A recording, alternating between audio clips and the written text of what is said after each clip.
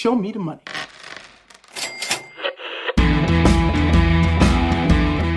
Sim, tá começando mais um Stock Pickers, o maior e melhor podcast sobre o mercado de ações do Brasil, embora seja o único. Eu sou Thiago Salomão, analista de ações da Rico Investimentos, e hoje estou desfalcado. Meu querido Renato Santiago teve uma alergia com algo que comeu no almoço, já está bem, mas está em casa, deve estar acompanhando esse Stock Pickers muito bem. Mas, bom, estou sem o Renato, mas estou muito bem acompanhado de dois super gestores de ações, com uma história bem bacana no mercado. Um deles é o André Ribeiro, da Brasil Capital. Tudo bom, André? Tudo ótimo, boa noite, prazer. Prazer todo meu, André, que eu tenho um carinho especial porque no primeiro Papo com Gestor que eu fiz na época da Infomoney, em outubro de 2017, o primeiro entrevistado foi você, André. Então, fico muito feliz de ter você aqui nos nossos estúdios mais uma vez. E junto com o André Ribeiro está o Renato Ometo, o gestor do Fundo de Ações da Mauá. Como é que é o nome do Fundo de Ações da Mauá, Renato? Mauá Capital Ações. É um nome muito original, não, brincadeira. Mas o fundo teve uma performance muito interessante nesse primeiro semestre, né? Acumulou ganhos chegou a 27%, foi isso? Foi um dos melhores fundos da plataforma da XP Investimentos. E o Renato vai contar pra gente o que ele fez ali na carteira nesse semestre. Tudo bom, Renato? Seja muito bem-vindo. Tudo bem, obrigado vocês pela presença aqui mais uma vez, pela oportunidade também de bater um papo com vocês, discutir um pouco de mercado. O Renato, que além de tudo isso, também é um grande amigo do Tio Rico, teve uma marcação interessante. Como é que foi a marcação dele, André? Eu não peguei essa postagem aí. Eu não me lembro direito, mas se referia a algo em relação a mulheres, que quando ela vai falar com o Tio Rico, na verdade, não era com ele que tinha que falar, tinha que falar Renato, com determinado contato no Instagram, que eu suspeito que seja o Renato, mas não tenho certeza também. Grande Renato, brilhando dentro e fora da Faria Lima. E, bom, a gente vai falar disso aí também. Hoje no programa vamos falar, para quem viu o episódio número 10, polêmico episódio com o Renoir e Luiz Alves. O Renoir falou do short dele de Itaú, chamou Itaú de Nova Cielo. O André tem uma posição relativamente pequena em Itaúsa, mas vai falar um pouco do setor financeiro. Também tem outras empresas do setor financeiro que os dois têm na carteira, não vou estragar as surpresas, que isso a gente vai falar mais no segundo bloco. Mas também já queria aproveitar, primeiramente, não deixe de se inscrever na plataforma que você está nos ouvindo. Estamos no Spotify, estamos no Deezer, no Spreaker, no Google Podcast, em qualquer plataforma. Se inscreve lá para você sempre ser notificado. Toda quinta-feira tem um episódio novo. E também aqui mandar um abraço especial para 3 perfis do nosso microblog, do Twitter, também do Instagram. Tá aqui no estúdio o Vamos Pra Bolsa, o Rodolfo, e o Danilo do Bovespa da Zoeira estão acompanhando aqui direto a gravação. E mandar um salve lá pro Faria Lima Elevator, que fez uma saudação muito especial pro Stock Pickers, que tirou lágrimas desse homem que vos fala, porque é um cara muito respeitado, também muito crítico, falando bem do nosso programa. A gente fica feliz, porque a gente gosta muito de fazer. Bom, sem mais delongas, vamos lá. Em 30 segundos, quem é André Ribeiro, da Brasil Capital?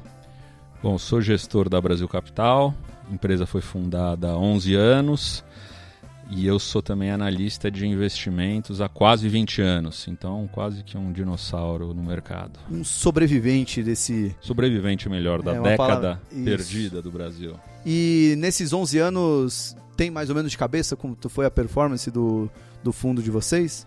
Tenho sim, o fundo, nosso primeiro fundo, ele deu algo em torno de 28% ao ano versus 8,5% ao ano do Ibovespa. Então foi um bom desempenho. A cota que era 1 no começo, hoje é um pouco acima de 13.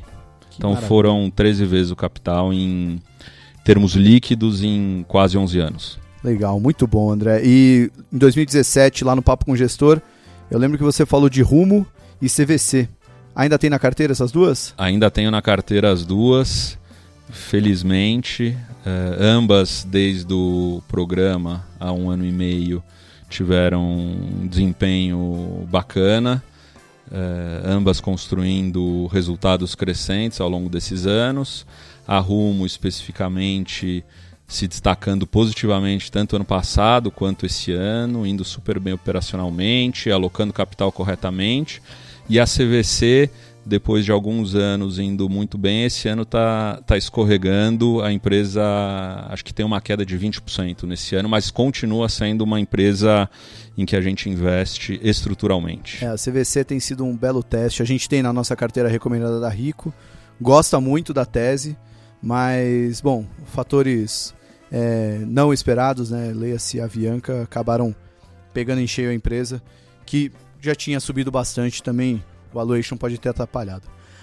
Renato Ometo. Quem é Renato Ometo da Mauá em 30 segundos? Sou gestor do fundo Mauá Capital Ações. Estou na Mauá quase... Vai completar 3 anos agora no fim do ano. Entrei lá para participar de um projeto, né, junto com os meus sócios, de uma idealização que o mercado de bolsa poderia voltar a ser um mercado reinvestível, que fosse atrair por, né, consequências macroeconômicas de Brasil e etc. Então, entrei na Mauá para montar o time, para montar o produto. A gente estava sem a parte de equities, então hoje somos 6 pessoas. Criamos o fundo em setembro de 2017.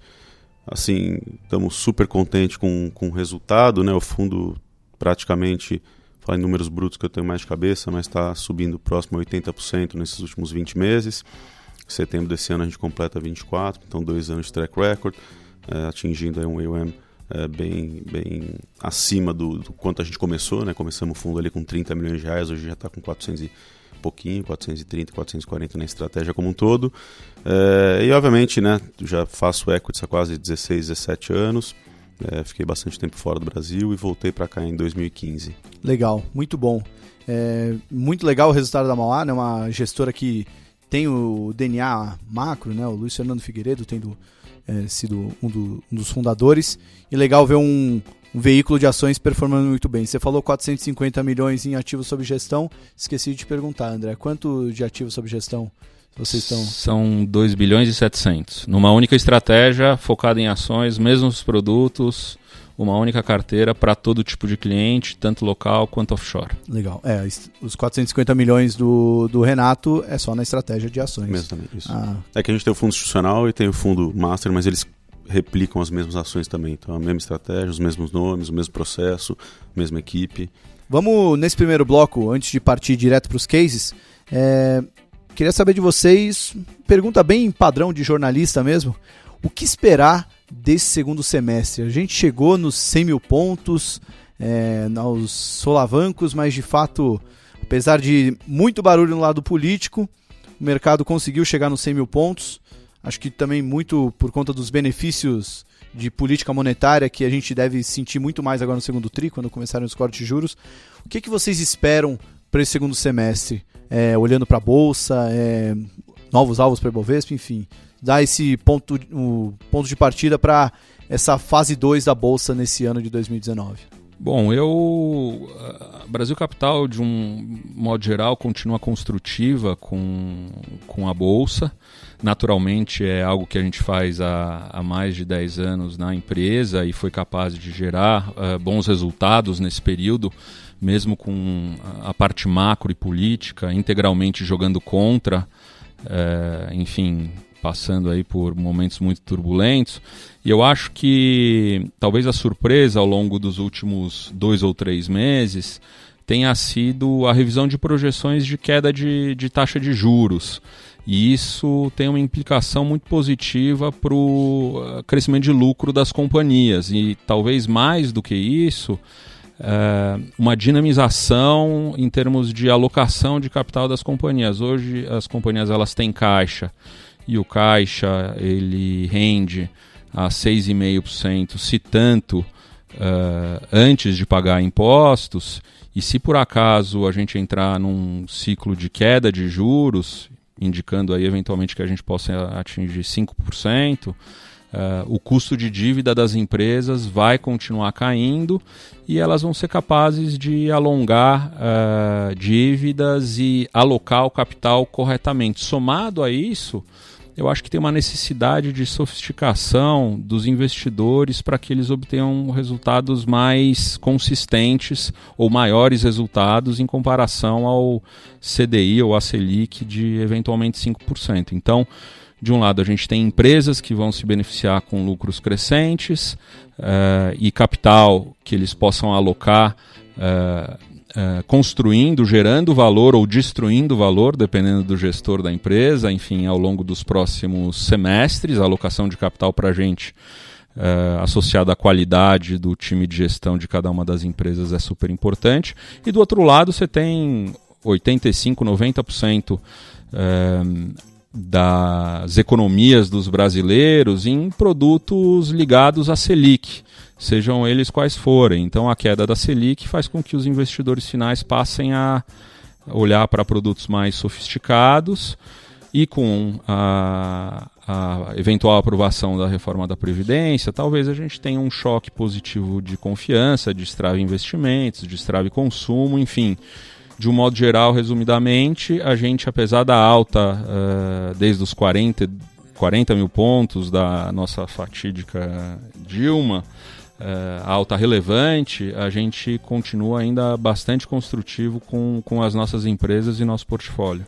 Legal, muito bom. Antes de passar para o Renato, eu gosto bastante dessa ideia de que, de fato, os investidores, gestores vão ter que se movimentar agora que a taxa de juros já vai ficar mais baixa, ele buscar aquele rendimento nominal de 1% ao mês, aquilo lá já não vai mais existir se ele continuar em ativos mais defensivos. Mas eu gosto muito dessa questão quase que aritmética do efeito da queda de juros nas empresas, né? Porque hoje, quando a gente olha para o preço de uma ação, a gente simplesmente está observando a expectativa do mercado para aquela empresa. E quando a gente fala de expectativa, é tudo que aquela empresa vai gerar no futuro trazido a um valor presente, e esse valor presente é a taxa que é aplicada para cada empresa. E com uma taxa de juros menor sendo praticada, não só no curto, mas principalmente olhando para a curva futura de juros, essa taxa de desconto vai ser maior, o valor da empresa hoje vai ser maior. Então, obviamente, buscar empresas de qualidade vão te trazer resultados positivos, mas o fato é que até a simples aritmética já te mostra que até aquelas empresas mais bonitinhas, mais ordinárias, né, ela vai conseguir te trazer até um resultado positivo, tendo em vista esse desconto trazido a valor presente, né? Por aí. Na verdade, as empresas elas têm um determinado nível de endividamento e com queda de taxa de juros, naturalmente, as despesas financeiras das companhias vão cair. E quando você faz o valor, ou quando você tenta encontrar o valor de uma determinada empresa, você também desconta essa empresa a determinadas taxas de juros, mais um prêmio de risco, e descontando a uma taxa de juros mais baixa, naturalmente o valor presente da companhia sobe. Então tem esses efeitos, além de um dinamismo maior na alocação de capital das empresas, enfim, busca dos investidores por investimentos mais sofisticados. Eu acho que o panorama é construtivo, sim, e passivamente os lucros crescerão. Quer dizer, as empresas não precisam fazer muita coisa, só porque as despesas financeiras vão ser menores ao longo dos próximos trimestres se a gente tiver uma taxa Selic rumo aos 5%, como o que os gestores macro e economistas têm projetado. Talvez ao longo dos últimos 2 ou 3 meses houve uma convergência para esse novo patamar. Não é apenas você que é um sobrevivente, as empresas aqui do Brasil também são consideradas sobreviventes, né? Passado um período de PIB negativo, Selic 14, inflação 2 dígitos, elas hoje já estão bem mais preparadas para surfar esse bom momento. Renato, por favor, suas considerações aí sobre o que esperar de segundo semestre. Falaram bastante aqui já, mas acho que a gente divide muito essa visão do André e nossa aqui. A gente acha que, se você pegar assim, gestor de equities no Brasil é quase que um herói, assim como os empresários, né? Você ter sobrevivido tanto tempo a tanto desafio, taxa de juros lá em cima, inflação, dinheiro barato para poucos empresários que trabalhavam ilicitamente, então você teve diversos casos aí na bolsa, até fora de bolsa, dessas empresas que cresceram em cima de um dinheiro muito barato que os outros não tinham. Então, assim, você criou a casca grossa nos gestores e nos empresários que aqui chegaram, né, que aqui conseguiram estar aqui com essas empresas que hoje lucram alguns bilhões aí. Acho que a bolsa ela tá super saudável. A gente tem um cenário, eu ainda tenho um cenário muito positivo para a bolsa. A gente gosta muito. obviamente esse play taxa de juros fechando, o custo de capital, a realocação da base de todos os clientes, fundos de pensão, etc., que vão ter que passar a correr um pouco mais de risco, né? A gente acaba olhando ali, estamos muito mais preocupados ali com o crescimento de earnings per share, né, das nossas empresas do portfólio e as próximas ideias que estão por vir. Obviamente o cost of equity, né, o CAE caindo, essas empresas elas valem mais automaticamente, então o juro mais baixo, seja por reperfilamento de dívida, pagando dívida, tendo menos encargos aí na parte de balanço das empresas, obviamente você sobe. Mas a gente vê o Bovespa como um índice dos mais saudáveis que eu, como investidor, já vi, acho que dos pessoal da audiência, etc., assim, que nunca teve como antes, né? Então você tem um Bovespa hoje que você pegar nos últimos 10 anos, ele tradou entre 10 vezes e 15 vezes PI, tá? Você tem... PI só para o pessoal que está em casa, preço sobre lucro das ações. Hoje você está com o Bovespa, né, eu estou dizendo o índice Bovespa, ele está próximo a 11,5 vezes, 11,7, então com essa alta toda que a gente fala que veio, se você olhar gráfica, etc., você pode falar, subiu demais, mas acho que não. Então nesses últimos 10 anos tradou entre 10 e 15, tá? Se hoje a gente está 11 e a gente vai ter uma reprecificação de PI, etc., que vai para 13, 14, você tem facilmente aí 20, 25% de ganho para ver, e a hora que se assustar a bolsa vai estar lá. Brasil nunca foi fácil, o Brasil não é para amador. A gente, né, começou, eu estou há bastante tempo nesse mercado, mas o fundo Mauá vai completar daqui a pouco 2 anos, Mauá Ações, né, completa 12 anos, porque o nosso macro já tem muito tempo. Eu costumo falar que a gente em menos de 2 anos a gente já passou por 4, 5 mini crises, né? Então teve crise política, teve o Joesley lá atrás, né, em maio de 2017, você teve agora a crise dos caminhoneiros, depois você tem cenário internacional, então tudo acontece e acaba pegando em Brasil, e o índice vai lá, né, dá aquela barrigada e de repente vem compra, seja o estrangeiro, o cliente local, o brasileiro, o multimercado. Então acho que assim, quem estiver tentando fazer o timing disso, não vai estar pegando todo esse movimento. A gente ali já viu o portfólio, tem um mês que cai 7, 8, 9, de repente mês seguinte ou mesmo mês acaba subindo mesmo tanto ou o dobro. Então assim, tem que estar investido, tem que estar ciente do que está comprando e ter feito obviamente um dever de casa. Mas acho que a bolsa ainda vai ser um veículo de bastante desafio, muita alegria para quem souber escolher os seus cavalos. Então assim, a gente gosta bastante. O índice está muito desalavancado, acho que tem uma subalavancagem até do Bovespa, porque as empresas vieram desalavancando aí ao longo desses anos todos, fizeram um baita trabalho de realocação de capital, enfim, todo o trabalho deles de mercado, etc. E se você olhar a bolsa hoje, até não reflete o que é economia, né? Você vê esse PIB cada vez mais, a gente revisando, né, os economistas revisando para baixo. A hora que eu olho minhas empresas, meu portfólio, elas estão crescendo, né? Pego, seja uma Lojas Renner, uma Magazine Luiza, uma Rumo, em termos de volume, etc. Assim, você pega e fala assim, isso aqui não é o Brasil que eu estou olhando, né? Que eu estou lendo no jornal. Então a gente está com essa peculiaridade e acho que ainda pode ser um baita de uma oportunidade para quem tiver paciência. Na verdade, o que eu ia colocar é que o índice hoje, em empresas financeiras, ele tem algo em torno de 35% de exposição, sendo quase 30% em bancos. E eu me lembrei que houve uma polêmica no Stock Pickers passado em relação a posicionamento de bancos. Enfim, a gente pode falar quando você quiser sobre o assunto, mas eu estou alinhado com o que o Renato falou. Acho que perspectivas são positivas, sim, e de fato parece que a gente está em 2 países diferentes. O Brasil, que não sai do lugar, 8% de queda de PIB, e lá a gente ficou, porque a verdade é que nos últimos 2 anos e meio simplesmente a gente não saiu do lugar, sob o ponto de vista de PIB. Talvez o PIB não capture, enfim, iniciativas novas no setor de serviços, mas ao mesmo tempo a gente tem uma bolsa absolutamente desalavancada e lucros de empresas crescendo 10, 20, 30% com consistência ano após ano. E isso que é importante. Mesmo depois do Ibovespa ter mais do que dobrado de preço, foi o que o Renato falou.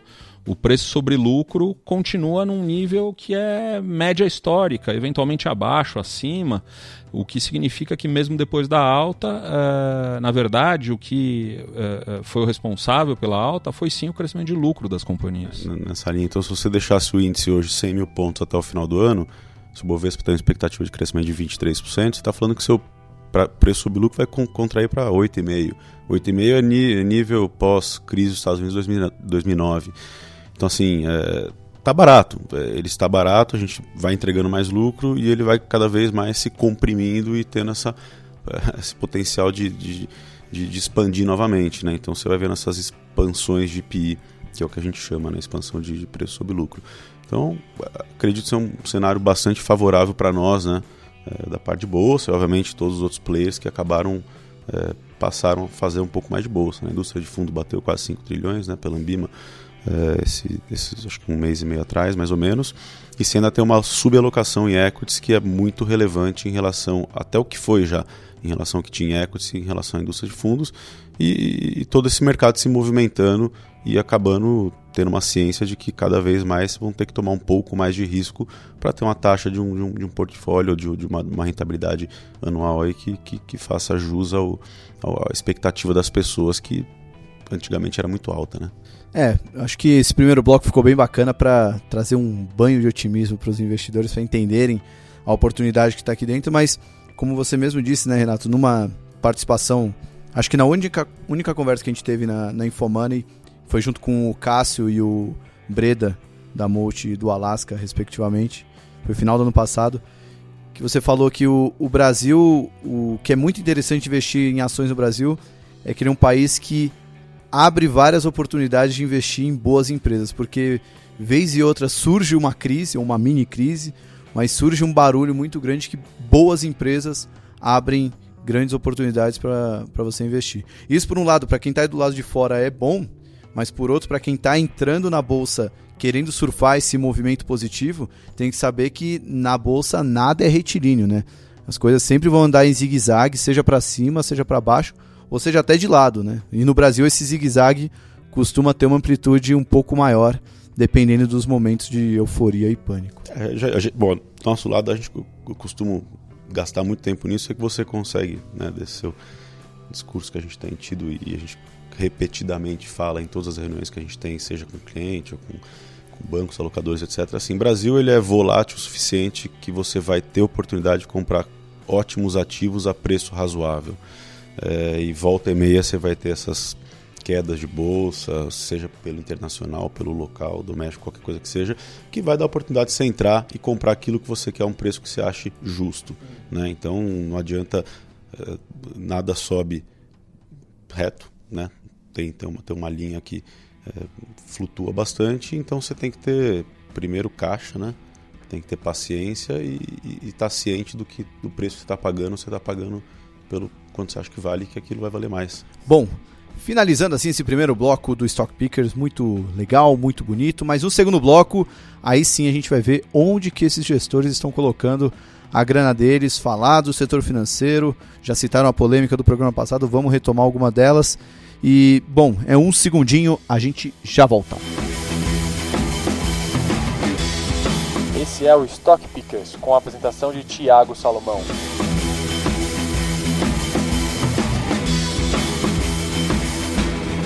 Segundo bloco do Stock Pickers, episódio número 11, com o André Ribeiro da Brasil Capital, Renato Ometo da Mauá Capital. Episódio 11 que está sendo transmitido nessa quinta-feira que começa a Expert 2019. Se você vai estar lá, procure na agenda uma das 3 palestras que eu vou mediar, aparecer, enfim, e vai ter um Stock Pickers especial por lá, não vou estragar a surpresa, porque nem eu acredito que vai ser verdade, mas vai ser uma grande novidade para vocês ouvintes que adoram falar de mercado financeiro. E nesse segundo bloco, meus queridos convidados, é quando a criança chora e a mãe não vê, porque é a hora que a gente vai falar das posições e que é o que o povo quer saber, quais as grandes convicções que vocês como gestores têm. Eu vou jogar aqui no ar para que a gente não esqueça de algumas delas, mas as principais posições do André Ribeiro. A gente tem aqui a Lupar, também tem a Cosan, Allianz Shopping Centers, Tem a Rumo e a Petrobras, 2 posições que o Renato Ometo também tem. Tem a B3 e tem a Itaúsa, uma posição um pouquinho menor, que a gente já quer abrir esse primeiro bloco falando aí do setor financeiro. E o Renato, ele disse aqui que reduziu a JBS, mas foi uma das principais contribuições no primeiro semestre para a performance do fundo. Tem bastante Magalu, Rumo também, já falei, Intermédica, Banco do Brasil, Petrobras e BPAC 11, o BTG, Banco Pactual, BTG Pactual. Vamos pegar então esse gancho de setor financeiro e falar um pouco dessas posições. Primeiro, vou abrir com o André, mas Renato, fica à vontade aí de intervir, vamos fazer essa roda girar. Programa passado, dentre as polêmicas citadas, teve o tal do Itaú Nova Cielo. Você é um gestor, 20 anos de mercado, 11 anos de Brasil Capital. Como é que você acompanha essas possíveis mudanças? O quão rápido pode ser uma transformação no setor financeiro?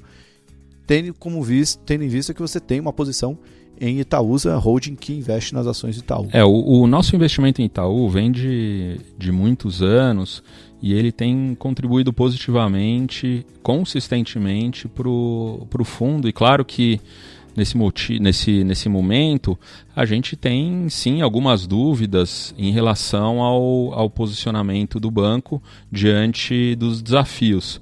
Seja por um lado por conta das fintechs, quer dizer, muita gente com receio de que aconteça com o Itaú o que aconteceu com a Cielo.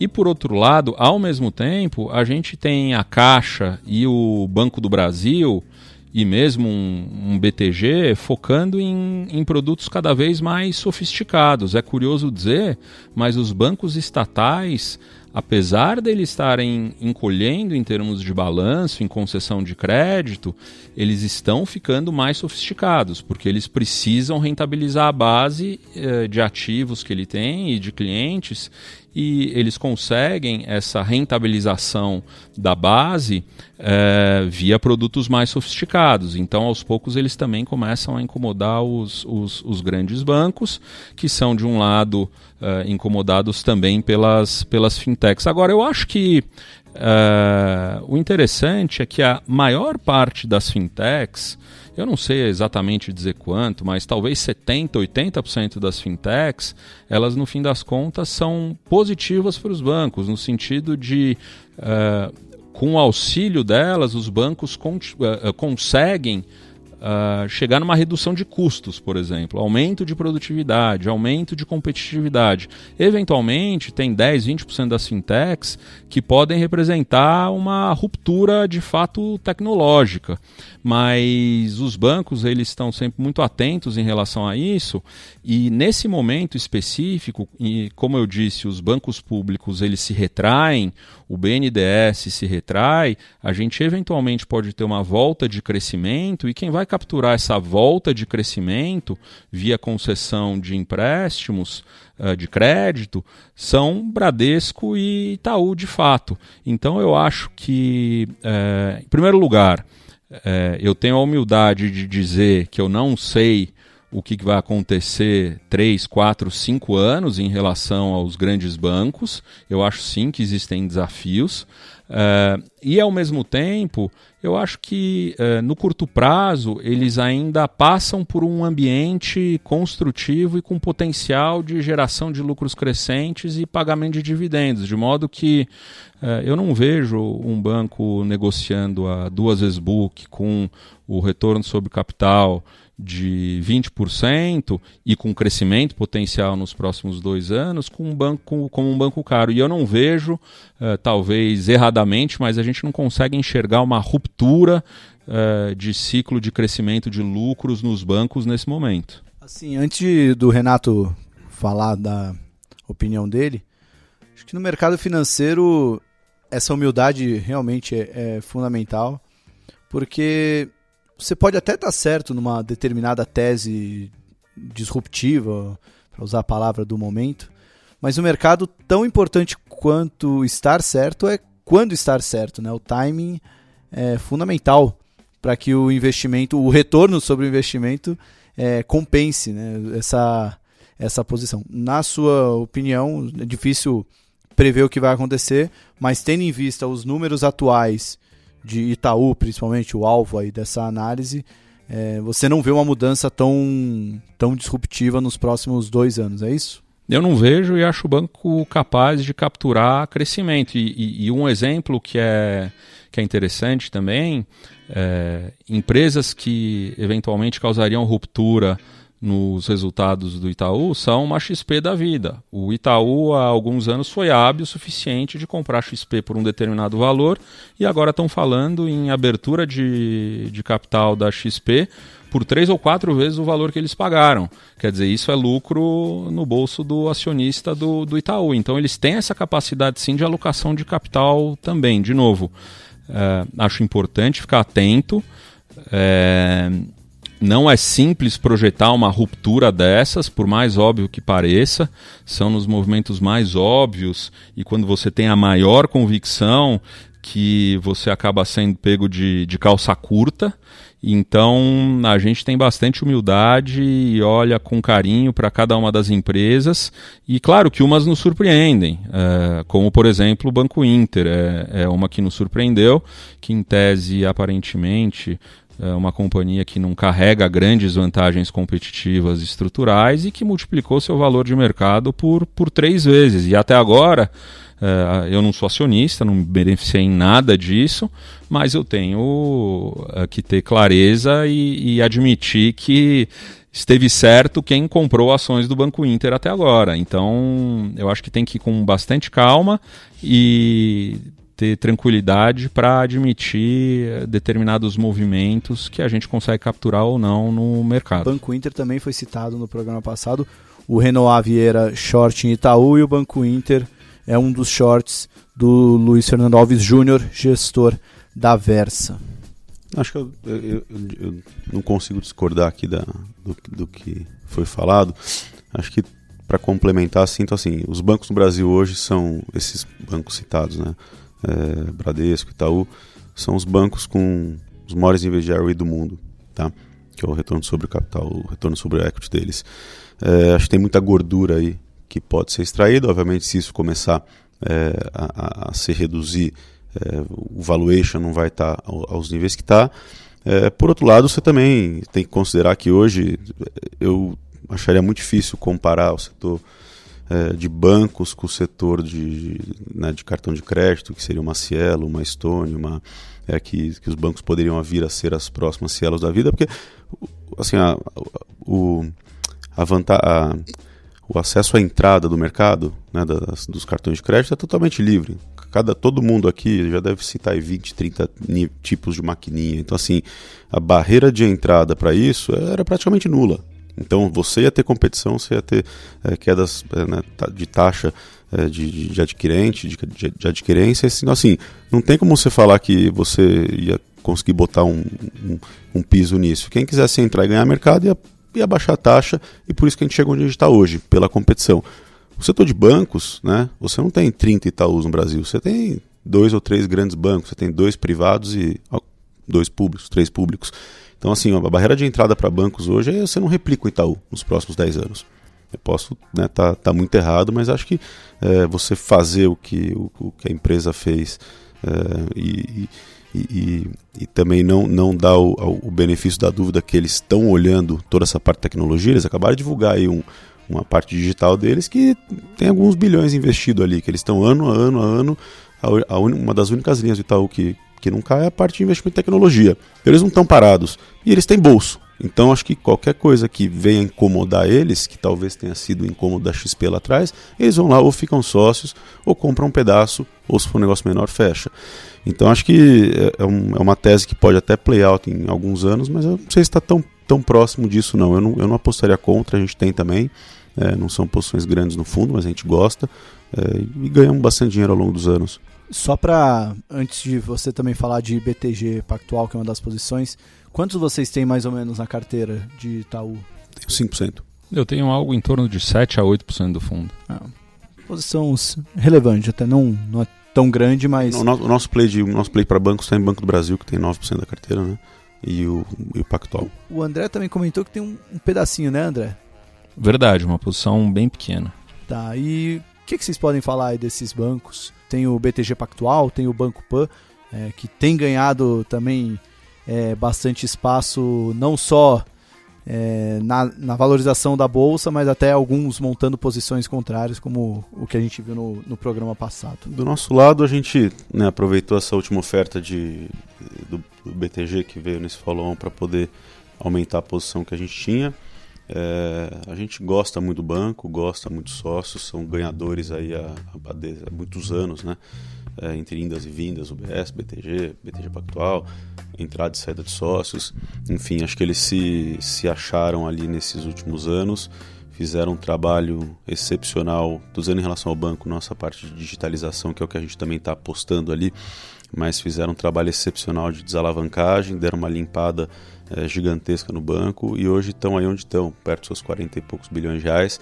Acho que o paralelo ali, eles já estão um passo à frente dessa, o que eles chamam, né, de Schwabirização, que é da Charles Schwab, que é as plataformas de trading, de wealth, etc., virarem banco. Então hoje eles já são banco e estão indo para a plataforma para divulgação, né, desse que o Esteves também falou muito nas reuniões do follow-on dele de Financial Deepening, né, que é essa parte do juro indo para juros reais muito baixos, que a população vai ter que ter outras alternativas de investimento, de alocar, como alocar, flexibilização, produtos da plataforma, etc. Então eles estão preparados para isso, com o ativo que eles têm lá. Contrataram o Amos, né, que é IGVT, etc., fez um trabalho brilhante lá, então é uma pessoa que pode contribuir muito para essa nova fase do banco aí de digital. E quando você vê aí valuations de XP, o que BTG trade em bolsa hoje, as outras divisões de negócio que eles têm ali, todas crescendo mais de 15%, 20% ao ano, seja o investment banking, seja a parte de trading, seja a parte de sales, os outros, né, branches de outros países. Então é um banco que você pode aí estar não só correndo o risco Bovespa, né, então você tem outros países agregando na geração de lucro do banco, que é uma geração de lucro grande, e você passe a talvez tentar conseguir extrair esse alfa, né, que é o que a gente busca nos nomes quando a gente aposta. Então se você comprar talvez um Itaú, um Bradesco, que são mais portas de entrada, e pegar esse Rally de Brasil, um BTG, talvez ele seja um pouco mais, obviamente menos beta em relação a esses outros bancos, mas acho que com hoje o banco tradando 2 vezes book, acho que assim tem muito espaço para eles entregarem o que eles têm prometido. Eles deram uma limpada aí na asset que eles compraram da parte suíça, então a ROE deles pulou de 16,5% para quase 19%. Acho que cada vez mais vão passar a enxergar eles nesse processo aí de digitalização que eles têm visto, todo o investimento que eles fizeram da parte de tecnologia, o BTG, o Lab lá que eles têm lá dentro, com essas empresas que eles estão incubando ali para poder participar de novos setores que possam ter disruptura no Brasil e América Latina. Então acho que eles têm uma cabeça muito voltada para porque a gente tem lido assim na empresa do futuro, né, que é Asset Light, está participando aí de bastante coisa com crescimento, de disruptura, e estão super empenhados com isso. Acho que as últimas reuniões que eu tive lá, fiquei muito satisfeito com o entusiasmo assim, do banco como um todo, né, dos sócios que estão lá hoje e etc. Então é um negócio que a gente, obviamente esse ano sobe aí 100%, acho, né, um pouco mais. A gente pegou uma boa pernada, mas aproveitou para aumentar nesse evento de liquidez que eles tiveram agora, e a gente acha que tem bastante para andar ainda, se a gente, nas métricas que a gente tem de crescimento de lucro, de ROE, expansão, price to book, então assim, estamos otimistas com essa tese. Bom, e para fechar então o assunto bancos, sejam eles digitais ou não, algum comentário sobre Banco Inter? Eu conheço pouco para falar, eu acho que assim, também, igual o André mencionou, não participamos desse upside todo, não tenho muita propriedade para...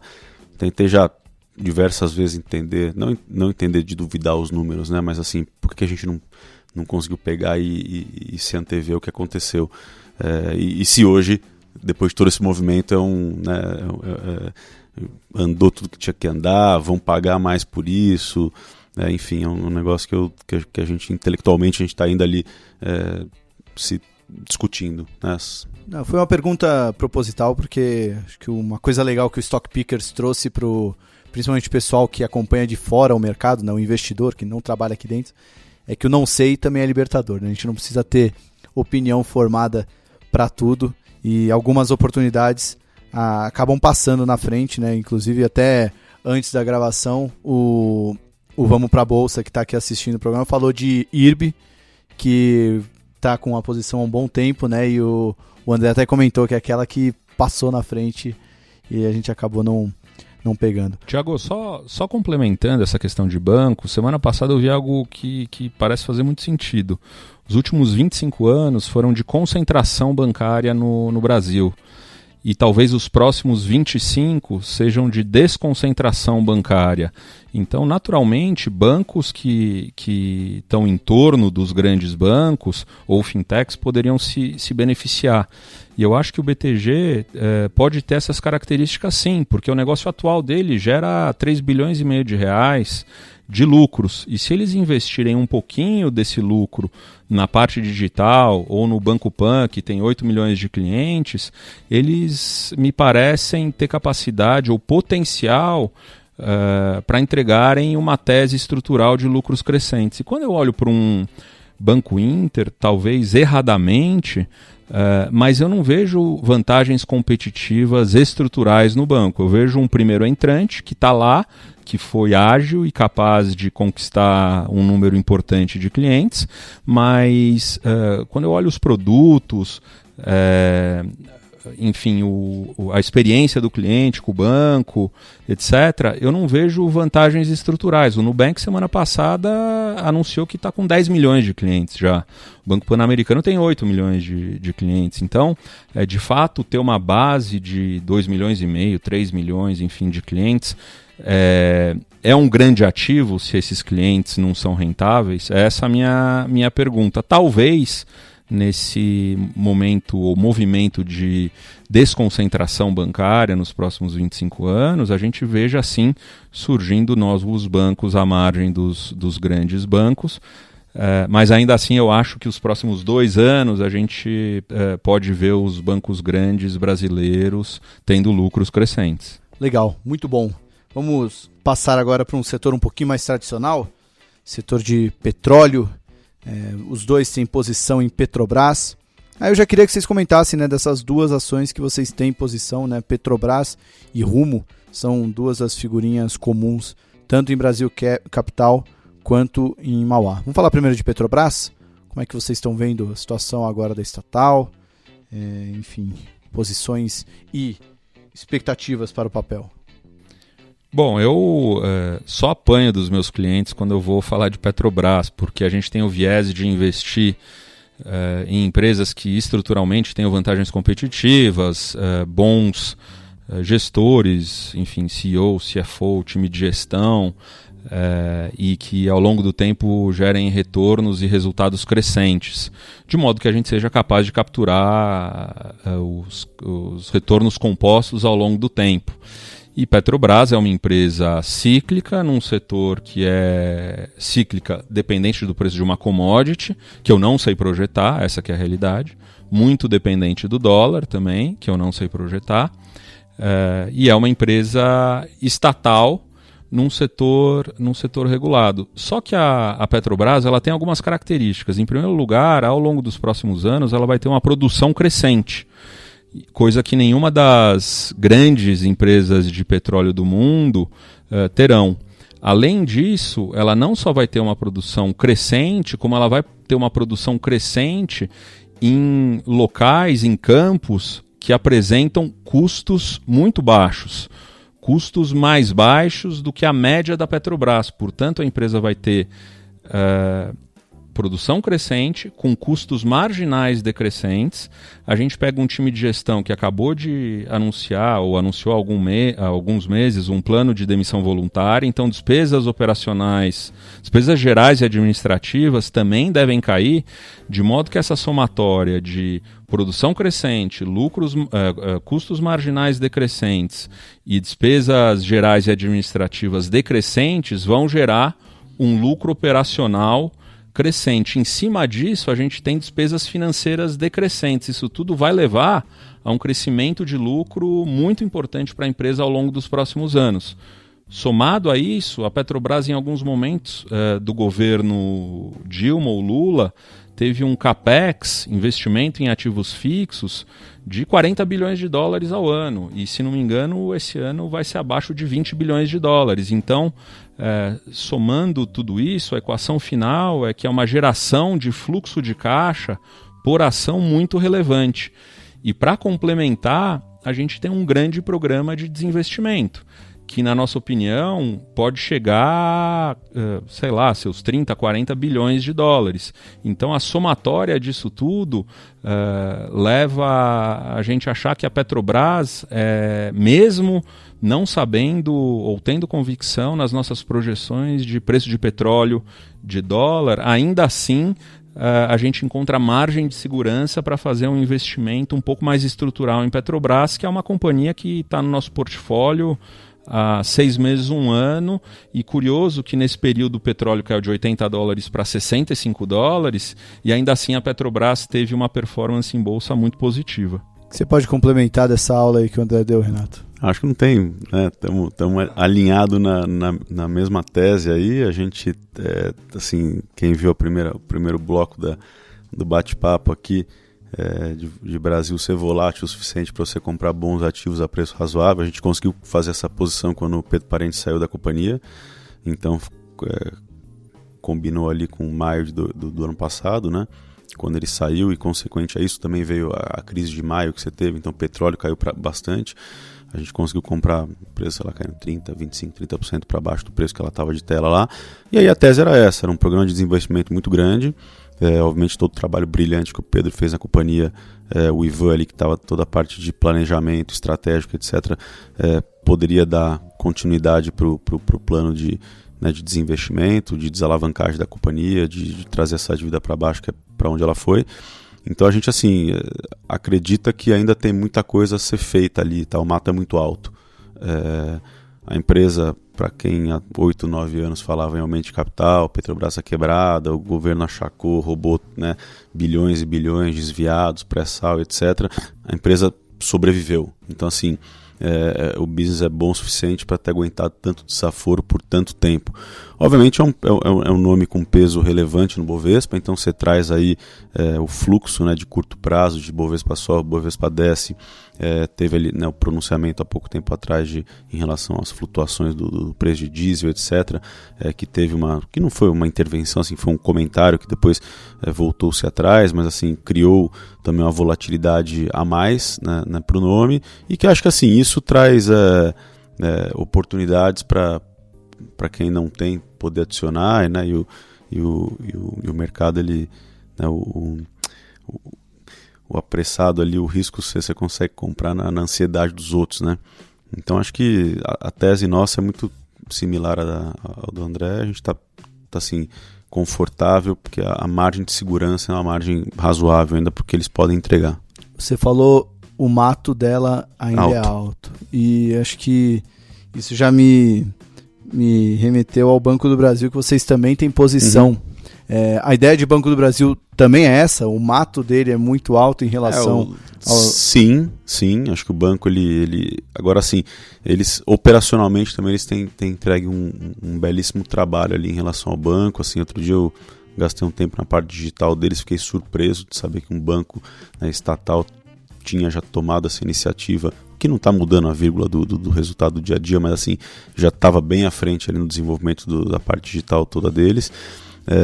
Obviamente o price to book dele em relação aos outros era infinitamente descontado, acho que vai ser e vai continuar sendo bem descontado, mas você teria uma grande melhoria aí, da parte operacional, de alavancagem, os empréstimos anuais, etc., que o banco pode entregar, e ele consistentemente, já dos últimos ano e meio para 2, tem conseguido chegar a números próximos ao que a gente tinha de expectativa. Então acho que tem ali, o mato ainda é alto também. Então, se você pegar grande parte das estatais, se não todas, tem muita coisa para fazer, né? Não vou citar nomes, mas eu tenho proximidade com um grupo aí que comprou uma estatal grande, e o cara mencionou que cortei 60%, 70%, seja via demissão voluntária ou porque a gente conseguiu, né, rearrumar, trazer para cá, mudar para ali. A gente teve só um ganho de SG&A gigantesco de um negócio que nem se falava. Quando a gente entrou no ativo, não era nem ali que a gente esperava ter uma desalavancagem de balanço, etc. Mas foi um ganho tão expressivo que só você estando dentro, você consegue, e obviamente a mão na massa, né? Não adianta você ser um gestor passivo, mas se você for um gestor ativo e ter um conhecimento razoável do seu ativo quando você adquire, tem muita coisa para fazer. Essas empresas têm muita coisa para fazer, são muitos gabinetes, conselhos, conselheiros, enfim, tirando, né, toda a infra que eles carregam por aí. Então acho que tem bastante coisa ali para ambas. Bom, vou acelerar um pouco o passo porque eu quero saber de várias das posições que a gente falou no começo desse bloco. Rumo, os dois têm posições, André também tem Cosan, né, que acaba tendo uma relação. A Rumo, uma das empresas que mais subiram pegando ali o 2016 para cá, a valorização que ela teve foi impressionante. E já conversei com muitos gestores, a gente tem Rumo na carteira da Rico, mas a gente já começou a sentir algumas desistências, tendo em vista que já subiu bastante e talvez não consiga replicar o mesmo movimento. A gente ainda gosta bastante do papel, mas queria ouvir de vocês o que sustenta o otimismo com o Rumo, e o André, quando for falar, também comentar um pouquinho de Cosan. Acho que a gente, obviamente, uma surpresa muito positiva, né? A gente está com o Rumo desde o começo do fundo, a nossa maior posição é top 5, top 3, top 5 ali, desde o inception do fundo, já é uma posição que eu acompanho desde a LL, né? Obviamente, a empresa, quando a Cosan adquiriu, ela passou por uma dificuldade de curto prazo, né, que você teve que fazer alguns aumentos de capital, teve muita coisa para fazer, write-off de balanço, a empresa renovar todos os contratos, etc. Acho que teve uma magestria aí do time da Cosan, né, de conseguir colocar ali os profissionais, reter as pessoas que tinham que ficar e mandar embora os que eles não achavam necessários para o negócio. Mas acho que assim, uma alusão, mas se você pegar esses livros do Buffett, etc., é como se fosse uma ponte com pedágio, né? Então você vai ter que passar e você vai ter que pagar alguma coisa. Então hoje o transporte ferroviário, obviamente, ele é muito mais economicamente viável do que o transporte de rodovia, né? Você consegue, e eles, né, atingindo níveis operacionais ano contra ano, eles têm conseguido trazer uma eficiência gigantesca, seja aumentando a velocidade do trem, botando mais locomotiva, botando mais como que chama? Os double stacks, aumentando ali, fazendo carga de retorno, tem uma imensidade de projetos que eles têm conseguido fazer para complementar, adicionar EBITDA, etc. Eu acho que recentemente, obviamente assim, e outra parte, se você pegar no Brasil hoje, acho que primeiro que essa guerra comercial Estados Unidos-China ajudou um pouco, porque o preço da soja aqui, o preço dos grãos no mercado brasileiro de Mato Grosso, etc., onde a Rumo é um pouquinho mais de 50% do volume dos grãos transacionados no Mato Grosso, você tem ali passou a tradar prêmio, né? Então assim, com o dólar também desvalorizado próximo a 4, a gente passou a ser uma solução para exportação e cada vez mais levar esse produto para fora, e ela ali com o volume que eles tinham com capacidade para fazer isso. E aí se você pega hoje aqui, você tem ainda muito da área do Brasil, nas áreas que eles estão, etc., são áreas que estão sendo convertidas de pastagem para plantio desses grãos. Então você pode ter, vamos ter safras sequencialmente maiores pelos próximos 5 anos. Eu acho que o que gerou muita dúvida aí, e a gente aproveitou isso para aumentar a posição há uns 3 ou 4 meses atrás, foi quando teve o Cosan Day, teve ali um anúncio de capex um pouco maior do que a comunidade de investidores esperava. Obviamente para a gente também fomos pegos de surpresa, mas depois a gente gastou um tempo ali que no nível de capex que eles tinham ali, né, renovação das concessões, etc., eles tinham tanto para chegar. Agora a história ela virou alguns anos para frente, né? E com essa taxa de juro no nível que está, você tomar dinheiro barato e reinvestir as taxas internas de retorno reais que eles têm hoje em todos os projetos, né? E obviamente são inúmeros projetos, você está fazendo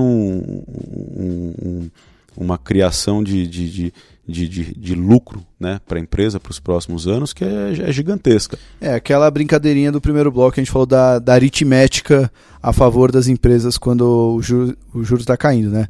O juro mais baixo para uma empresa como a Rumo, que tem que trabalhar altamente alavancada, né? São projetos que demandam um grande investimento, mas tem uma taxa interna de retorno interessante. Quanto mais baixo ficar esse juro, maior a gordura ali, maior o espaço entre a taxa praticada e o retorno que ele pode ter, né? Exato. A empresa então, acaba trabalhando bem. A gente, né, uma tese que, né, quando a gente começou a olhar os números novos, capex novo, potencial extensão das renovações, etc., que a gente ganhou ali mais uns 3, 4, 5 reais de valor por ação para os próximos 3 a 5 anos. Então, como a gente tem a expectativa de manter ela, né, que o nosso plano, né, de investimento como tese de equipe de investimento, eles têm se mantido ali disciplinados, né, então pré-eleição, né, quando todo mundo primeiramente questionou ali um segundo aumento de capital, e aí de repente os caras falaram, pô, imagina se vem um governo que seja contramão do que a gente queira fazer, de onde eu vou tomar dinheiro? Então é melhor que eu tome hoje do mercado,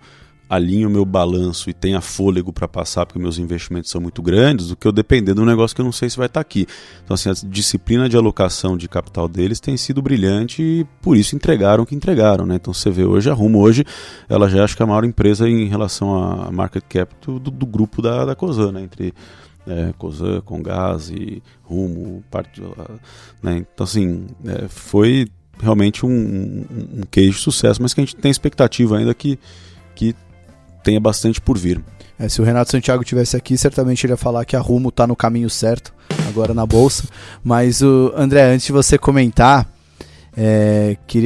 obviamente queria que você falasse também da Cosan, né? Não apenas da Rumo. Mas só queria mandar um abraço aqui para o Thiago Avarenga, da XP, que está cobrando aqui um salve, que ele vai ouvir amanhã não, né? Na quinta-feira, no avião, o programa Stock Pickers. Então tá aí o abraço pro meu xará. E André, por favor. Eu acho que o Renato colocou super bem. No fim das contas, poucos grupos mostraram que tem capacidade de alocação de capital com retorno potencial alto e acima do custo de capital do que a Cosan. E isso vale para a Rumo. O primeiro aumento de capital em 2016 da Rumo, que foi o momento em que a gente fez o nosso primeiro investimento, foi a R$ 2,50 por ação. Hoje a gente está falando de uma companhia que negocia R$20 por ação. E quando eu olho para os próximos 10 anos, eu vejo um caminho de crescimento importante para a empresa. Quer dizer, não só tem a parte da Malha Norte, que liga Rondonópolis até a Malha Paulista, e a Malha Paulista até o Porto de Santos, onde eles têm terminal, mas eles agora ganharam também a Norte Sul, que liga o Tocantins até a Malha Paulista. Então, de certo modo, eles dominaram o transporte ferroviário nessas regiões do país, e a gente sabe que tem uma ineficiência muito grande na matriz de transporte do país. Ela é muito mais ela é mais composta por caminhões do que ferrovias, o que para um país do tamanho do Brasil não tem muito nexo. Então essa matriz ela vai se inverter em prol do transporte ferroviário e das empresas que fazem isso bem feito, e é o caso da Rumo. E o Grupo Cosan é uma história que também tem muito a ver com alocação de capital. A gente fez o primeiro investimento em Cosan há 10 anos, mais ou menos, é o nosso investimento mais longo. E uma empresa que estava se transformando. Era uma empresa focada em açúcar e álcool e que ao longo dos anos alocou capital na Comgás, e hoje eles têm quase 100% da Comgás, que é monopolista natural de distribuição de gás no estado de São Paulo. Além disso, eles têm a participação relevante na Rumo. E também tem a Raízen, que parte dela é distribuição de combustíveis via postos Shell e parte dela é açúcar e álcool. Então também tem tudo a ver com a alocação de capital ao longo do tempo, e alocação de capital feita em projetos, em companhias com o retorno sobre o capital investido maior do que o custo de capital dessas empresas, enfim, e da própria Cosan. Eu acho que as duas histórias são semelhantes nesse sentido. E nossa filosofia de investimento é sempre buscar companhias que possam crescer ao longo dos anos com retornos sustentados, de modo que a gente vá compondo resultados ao longo do tempo. E a Cosan, especificamente como, vamos dizer assim, grande holding que investiu na Comgás, investiu na Raízen, em postos Shell, e agora mais recentemente tem um investimento grande na Rumo, fazem, talvez os gestores da Cosan façam isso como ninguém fez no Brasil nos últimos 10 anos, alocação de capital. Olha, eu vou testar a capacidade de não ser prolixo de vocês quando vocês forem explicar JBS, CVC, que eu não vou terminar esse bloco sem falar dessas, e Magazine Luiza também, que é a posição do Renato. Mas antes, André, preciso perguntar isso porque eu sei que o bloco vai ficar longo, mas tem que aproveitar essas oportunidades. R$ 2,50 por ação o investimento inicial. E hoje a ação está na faixa de... Como é que é lidar com uma posição uma valorização tão grande que, assim, para o investidor, acho que a gente vê isso muito mais claro para o investidor pessoa física no caso da Magazine Luiza, que muita gente fala, poxa, se tivesse comprado a R$1, hoje estaria 200. Mas é muito difícil você ter a disciplina de carregar um investimento que você pagou R$1, você já vê ele subindo para 10, já está multiplicando em 10 vezes o patrimônio, você já vai vender e diz. No fim das contas... O ponto é esse, assim, como você tem a disciplina de carregar esse investimento, como você lida com a ideia de que vale a pena ficar carregando esse investimento e não colocar logo o lucro no bolso, que acho que é o grande anseio do investidor, a hora certa de sair. Via de regra, os nossos investimentos eles são estruturais. A gente tem uma medida ao longo desses 10 anos que mostra que, na média, a Brasil Capital fica pelo menos 3 anos investidos numa única empresa. O que não significa que a gente não possa desinvestir. Assim que a gente percebe que errou ou que não tem mais potencial de valorização, a gente desinveste, não tem um mínimo problema. Tem alguns exemplos ao longo do tempo. Eu acho que o importante é olhar para frente e olhar se a empresa ainda tem alavancas de crescimento com qualidade e se o mercado ainda não precificou isso. E eu acho que no caso da Rumo isso não está precificado. De novo, a empresa possivelmente vai estender o trecho de Rondonópolis até Sorriso, no Mato Grosso, onde eles vão ser capazes de capturar ainda mais grãos. Além disso, eles ganharam o leilão da Norte-Sul. E potencialmente eles vão ter a extensão da Malha Paulista. De certo modo, você quase que perpetua o potencial de crescimento numa companhia que transporta especialmente grãos num país que tem vocação e custos competitivos para produzir grãos de modo crescente ano após ano. Então os aspectos qualitativos eles acabam sendo mais importantes do que os quantitativos, porque obviamente quando a gente fez as nossas projeções a 2,50, a gente não enxergava que a companhia podia valer 20, 25 ou 30 reais por ação, como é o que a gente pensa hoje em dia. Com o passar do tempo eles foram alocando capital corretamente e foram gerando e criando valor na empresa. E eu acho que o desafio do gestor, do investidor, pessoa física, institucional, seja lá o que for, é entender que o passado pouco importa. A carteira que a gente tem hoje e que você pode tomar decisões diárias para montar a melhor carteira possível daqui em diante, independentemente se você teve lucros ou prejuízo com essa carteira no passado. Então, a decisão é de hoje se Rumo tem potencial para os próximos anos. Pouco importa se eu paguei R$30 nela e hoje está 20 ou se eu paguei R$2,50 e está 20. E é essa cabeça fria que a gente tem que ter, olhar sempre para frente, nunca para trás. Legal, muito bom, muito bom. Realmente gostei bastante da resposta, André. Vamos finalizar esse bloco? Gente, é 1 minuto mesmo. Eu vou até interromper, porque senão a gente não vai conseguir fazer o terceiro bloco. Pergunta para o Renato por que reduziu o JBS? E para o André, já vai pensando na resposta, por que ainda acreditar em CVC? Renato. Não, acho que o nosso ali foi muito mais, a gente adora a empresa, a gente gosta muito ainda, a gente tem. A redução foi porque a gente teve um ganho mais, acho que assim, mais do que expressivo em um período muito curto de tempo. Acho que assim, tirando todo o que a gente viu a empresa entregando nos pilares de crescimento, de agregação de resultado, redução de dívida, etc., como empresa, você teve uma exponencialização aí com essa gripe suína que teve na Ásia e que tem feito com que até outros ativos, tudo que for relacionado à proteína no mundo, teve uma apreciação muito grande. Então, assim, eu não sabendo quantificar o que é essa gripe lá, quanto que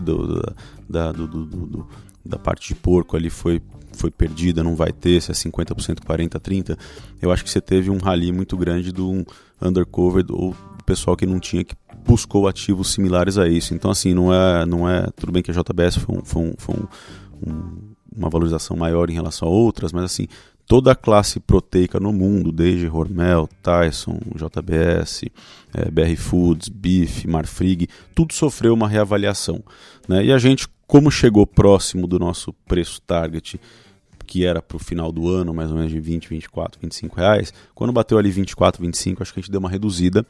O papel voltou a ceder agora recentemente, a gente aumentou, né, porque caiu uns 15% do que estava, mas assim, é uma posição de 5, 6% que passou a ser quase 10, 12, né? E ela cresceu de maneira orgânica e hoje a gente tirou um pouco do P&L e hoje está próximo de 8. Acho que a empresa tem feito um baita trabalho, e o Tomazoni lá, que é o presidente, o cara brilhante, ele realmente nasceu para aquilo. Pô, a gente está super feliz e, né, que nem o Ribeiro mencionou aqui, a gente tem a parte boa de poder acordar todo dia e olhar para o nosso portfólio e falar: isso mesmo que eu quero ter, é nesse tamanho que eu quero ter, e você ser sócio, né, dessas empresas, e pelo acompanhamento que a gente faz, né, que obviamente a gente tenta ser o mais próximo possível, tentar, né, ter acesso obviamente a todos os dados que estão aí disponíveis no mercado, para todo mundo, para trabalhar os números, visitas, empresas, planos, etc. A gente achar que a empresa está indo no caminho certo, entregando o que ela está prometendo ao mercado para fazer. Então acho que a gente foi muito mais um crescimento orgânico, né, de P&L, e a gente reduziu um pouquinho, mas não continua sendo uma posição grande para a gente. Tá, você falou P&L, eu lembrei que o Santiago sempre que está aqui, ele liga a tecla SAP, né? A gente falou muito de CAPEX é investimento em bens de capital, e P&L, como é que se traduziria para o seu lucro do dia, então reduzir o P&L seria colocar um pouquinho o lucro do bolso. Exato, legal. André, e a CVC? Bom, o CVC é um investimento que a gente tem há 6 anos, então as alegrias são muito maiores do que as tristezas, mas de fato esse ano está jogando muito contra o nosso portfólio como um todo, mas faz parte, é um time que a gente coloca em campo, é o nosso portfólio. E, enfim, a CVC esse ano marcou alguns gols contra o resto do portfólio, mas vamos em frente. Na verdade, a gente sempre se pergunta se a companhia continua com vantagens estruturais. E na nossa visão, ela continua com vantagens estruturais. Ela gera entre 800 e 900 milhões de reais de lucro, resultado operacional, EBITDA, ao longo desse ano, enquanto o segundo maior concorrente não gera nem 50 milhões de reais de EBITDA. O que coloca a companhia sendo capaz de investir mais em marketing, em gente, em processos, em tecnologia, em inovação. Enfim, então estruturalmente ela não perdeu a atratividade, ela continua com a posição de liderança e, além de tudo, o brasileiro vai continuar viajando, em determinados momentos mais ou menos, mas ele vai viajar. O que eu acho que aconteceu, que acabou pegando a empresa desde o segundo semestre do ano passado, passando pelo primeiro trimestre desse ano e aí culminando na quebra da Avianca, que ela fez algumas aquisições e no ano passado ela deu mais capital de giro, ela financiou mais o cliente. E com as aquisições, as margens dela também caíram ao longo do ano passado. Então, uma empresa que tem margem EBITDA de 50 caminhou para uma margem EBITDA de 45 com mais capital investido, financiando mais o seu cliente. Isso determina o ROIC, que é o retorno sobre o capital investido. E essa métrica caiu e os investidores normalmente não gostam disso. E ela começou a ser penalizada e continuou sendo penalizada. E aí a gente teve o leilão da Avianca e no fim das contas a Avianca acabou quebrando. E a quebra da Avianca levou ao aumento de passagem por todos os outros players, Gol, Latam e Azul, o que dificultou ainda mais o acesso de clientes da CVC a pacotes. Os pacotes, no fim das contas, ficaram mais caros, porque os preços de passagem aérea aumentaram.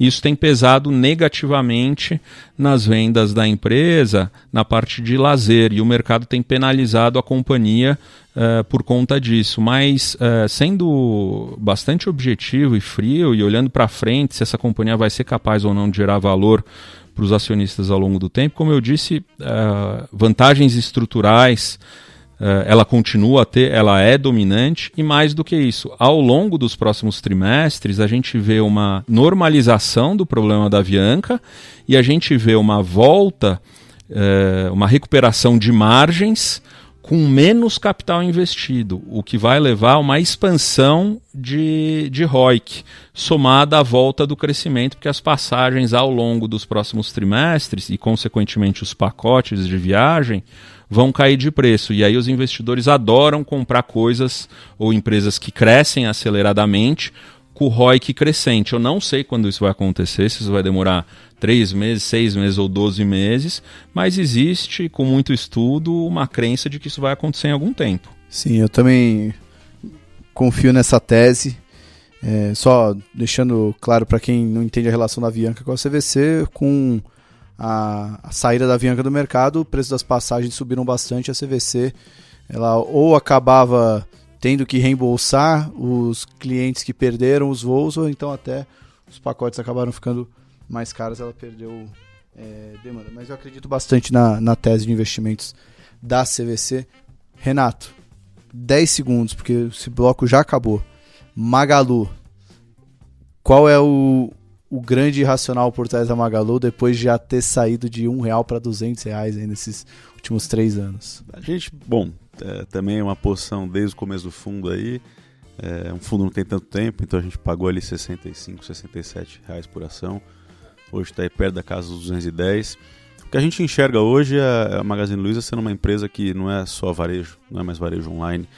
Obviamente ganha muito dinheiro no varejo, a líder do setor ali disparadamente, se você coloca ali o management deles, né, do Frederico, da família, etc., mais os executivos que estão ali no entorno do negócio, eles realmente são pessoas extraordinárias, excepcionais, fazem a conta na vírgula de toda a margem de contribuição de qualquer projeto, seja frete, né, custo de frete, se é frete gato, se vai fazer, se não vai. Eles têm algumas iniciativas muito legais na parte de wallets, digital. Hoje, Magazine Luiza tem próximo a 5 milhões de cartões de crédito, né?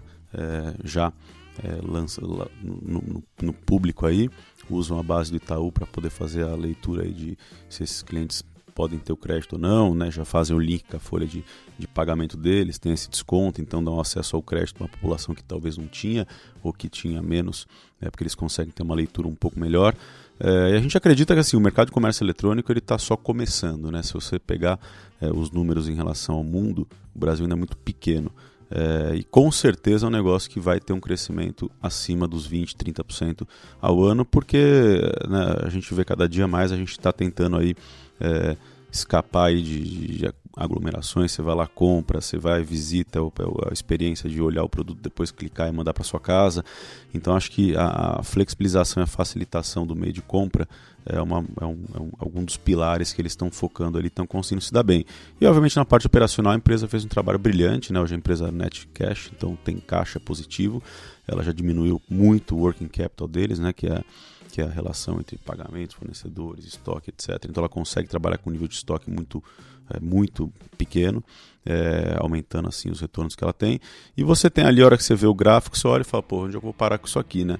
Mas eu acho que ali é muito mais o que a empresa ainda consegue entregar em relação ao lucro e qual que é o que a gente chama de addressable market, né? O quanto elas conseguem ter de relevância de um mercado que está crescendo exponencialmente. Daí a parte da internet, você tem, enfim, os aplicativos.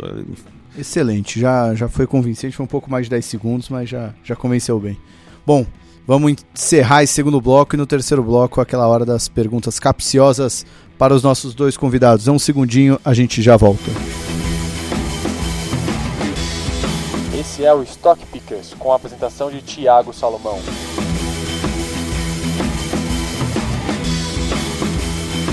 Terceiro e último bloco do Stock Pickers, episódio número 11, hoje com o Renato Ometo da Mauá Capital e o André Ribeiro da Brasil Capital. A gente já fez uma bela sabatina com as posições que eles têm, já falou sobre a expectativa do segundo semestre, agora aquelas perguntas legais, capciosas para os nossos dois gestores.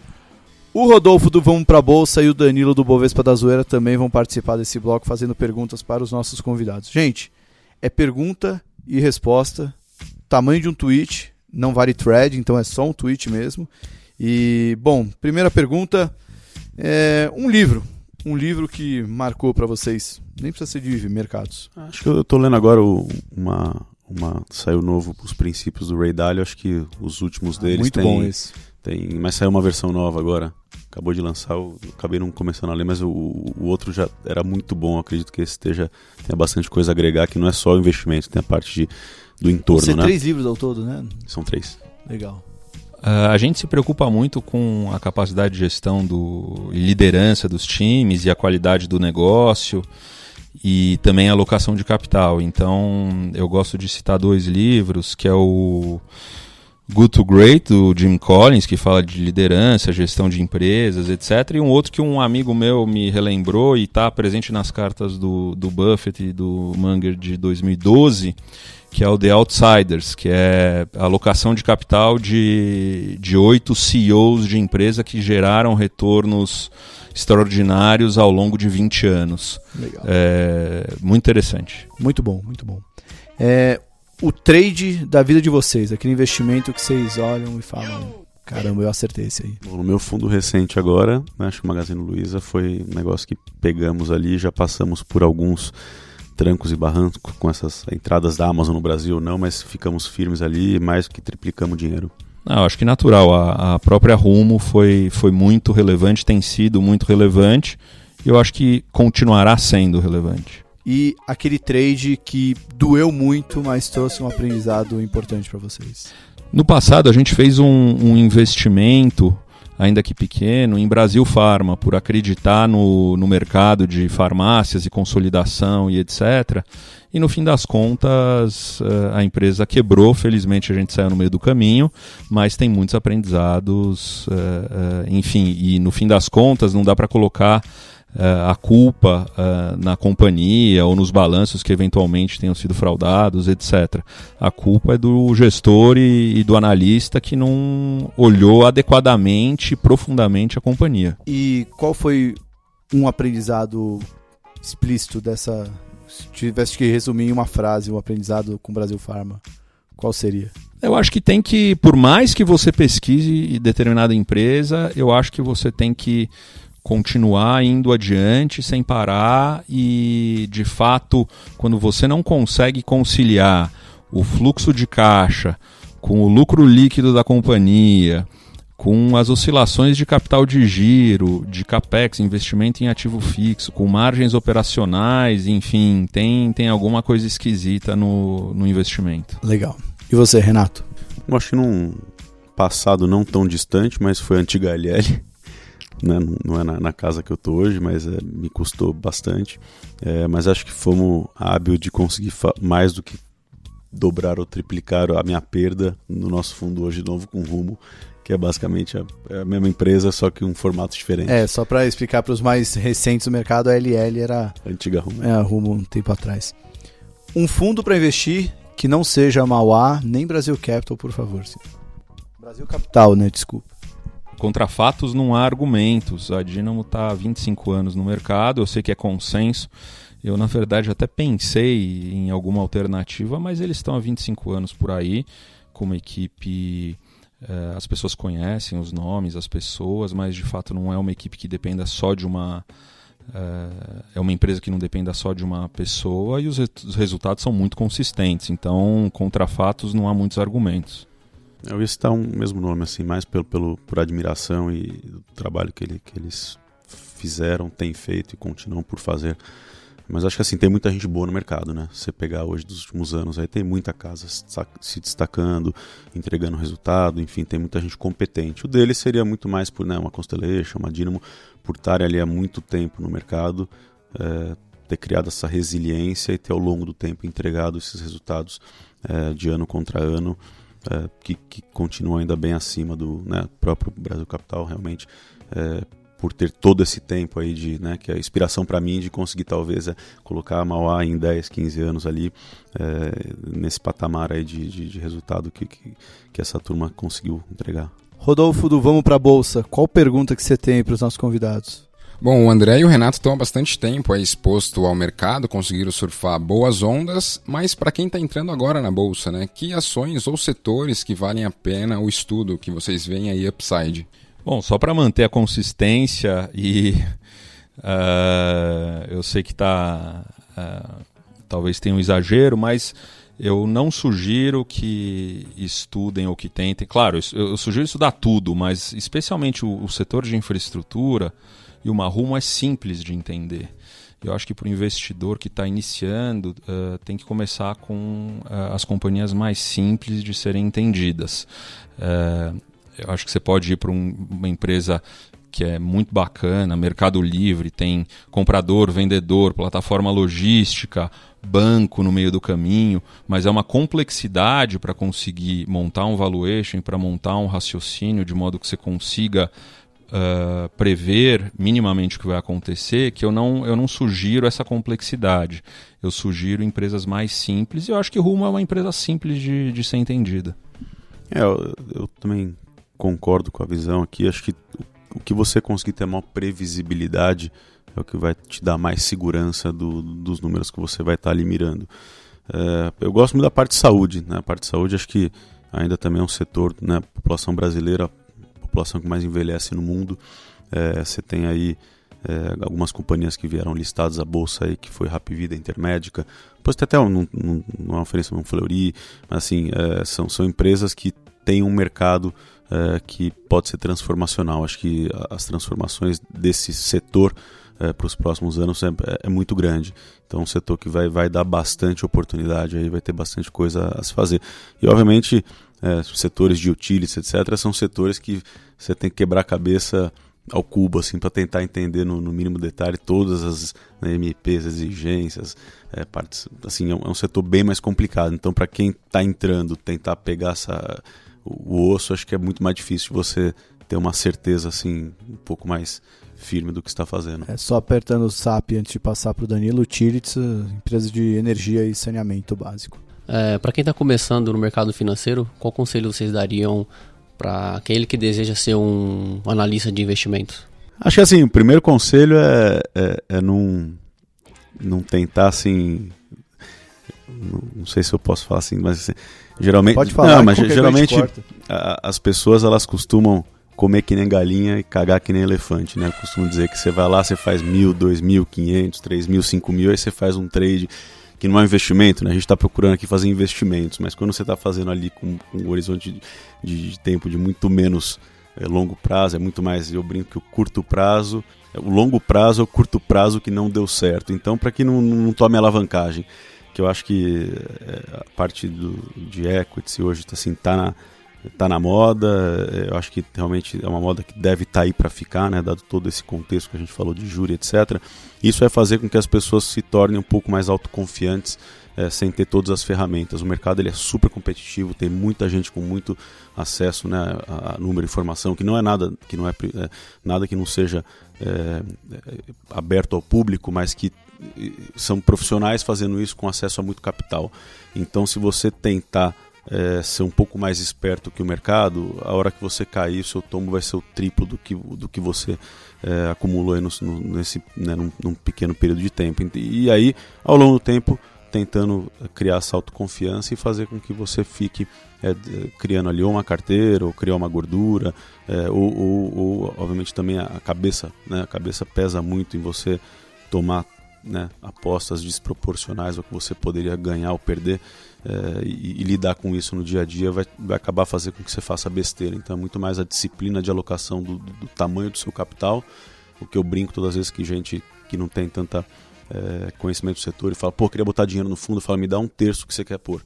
Porque se o fundo cair, eu não quero que você fique desesperado e você tenha o dinheiro para aumentar ou você entenda o que aconteceu. Porque isso vai acontecer. Eu não vou ter todos os meses bons e vão ter meses que vão ser meses muito ruins. Não, eu acho que até ajudando o Thiago, que sempre pergunta frases, né, que você pensa. Eu ia perguntar depois. Então, eu já vou adiantar, porque eu acho que é uma frase que ensina muito e não é só em relação a investimento, mas a esportes, a vida como um todo. Que é uma frase do Churchill, que O sucesso, no fim das contas, é caminhar de fracasso a fracasso sem perder o entusiasmo. É meio triste até, né? Porque eu tenho que apanhar, continuar entusiasmado para conseguir seguir em frente e evoluir alguma coisa. Mas, no fim das contas, eu acho que é por aí. O mercado, ele vai, de alguma maneira, passar a perna em você. Ou, enfim, você vai tomar tombos ao longo de muitos momentos e você vai ter que continuar em frente. Não tem muito jeito. E isso vale não só para o mercado, como para a vida, para os esportes, seja para qualquer atividade que você queira seguir adiante e abraçar. Então, eu acho que é por aí. E simplicidade também. Não tentar inventar alavancagem, etc. É coisa para gente que entende muito, depois de vários anos. Todo mundo quer ficar rico muito rapidamente e, no fim das contas, não existe esse milagre. E, como algumas pessoas já falaram, a dor das perdas é muito maior do que a alegria do ganho. E para isso quando você tem uma perda, quando você falha, quando você cai, você tem que ir para uma próxima sem perder o entusiasmo. Bom, então já para finalizar o programa, Renato, qual a frase, já que o André já deu a frase dele, qual a frase que você gosta de repetir ou gostaria de colocar em destaque num tweet? Acho aquela do Buffett, né, que você só sabe quem tá nadando pelado quando a maré baixa. Então acho que isso aí vale pra vida e, né, enfim, Brasil. Pensei que você ia usar a frase do seu amigo, muito risco, pouco ego. Muito risco, pouco ego? Pô, pode ser também. Pô. O dinheiro transfere do impaciente pro paciente. Eu acho que essas são frases que o mercado tem que aí botar na parede e não perder. Um beijo grande pro tio Rico, se estiver acompanhando. E tem gente por aí com muito ego e pouco risco também. Olha lá. Vai citar nomes, André, ou vai só deixar no ar? Não, deixa no ar. Não é do feitio do André. Quem sabe quando a gente entrar na diferença entre, ou por que a predileção por fundos de ações ou investimento em ações versus investimentos em fundos multimercado, eu posso explicar um pouco melhor essa frase. Olha, André, você já deixou a pauta de próximo Stock Pickers, agora você já está convidado para falar desse assunto. Agora, André, antes de finalizar, o André está com um caderninho aqui, escrevendo. O que está neste caderno, né, Ribeiro? Cara, não tem, na verdade, esse caderno é porque eu estou ficando um pouco mais velho, eu tenho 42 anos e eu vou esquecendo as coisas, e então eu vou anotando para que eu não me esqueça das suas perguntas, entendeu? Então é só para hoje aqui, você não usa ele? Não, eu via de regra, eu carrego alguma coisa, eu sempre, a qualquer reunião que eu vá, se eu não tenho um caderno, eu pego uma folha em branco para sempre anotar o que está sendo falado, para não esquecer no meio do caminho. Então, não, me sinto melhor que aqui eu tô com uma folhinha toda. Inclusive fiquei fazendo esse barulhinho no microfone, a Camila vai dar um trabalho para editar depois. Bom, gente, dessa maneira a gente finaliza esse Stock Pickers número 11. A gente se vê na próxima semana com o Stock Pickers especial da Expert. Muito obrigado, Rodolfo, do Vamos Pra Bolsa. Muito obrigado, Danilo, do Bovespa da Zoeira. André, saudação final aí para os nossos ouvintes. Não, obrigado, prazer. Vamos em frente com a Bolsa trazendo dias ainda melhores. Legal, isso aí. Renato? Obrigado pela oportunidade de estar aqui mais uma vez. Acho que, né, assim, toda vez que puder, se puder estar fazendo uma contribuição aí, pode contar com a gente. Pô, sempre, cara, sempre. Foi uma aula ter vocês dois aqui. Muito obrigado pelos aprendizados desse programa que eu adoro fazer. Aprendo bastante. Espero que vocês aí em casa, ou quem está dirigindo, quem está na academia, ou no meu caso, né, tá lavando a louça no fim de semana, que é a hora que eu mais ouço o Renato no banheiro com a crise alérgica dele. Não, imagina, tadinho. O Renato semana que vem vai estar firme e forte aqui de volta. Gente, muito obrigado pela audiência e um obrigado especial para a equipe de mídia e produção da Infomoney. A gente se vê semana que vem com mais Stock Pickers. Um abraço e tchau!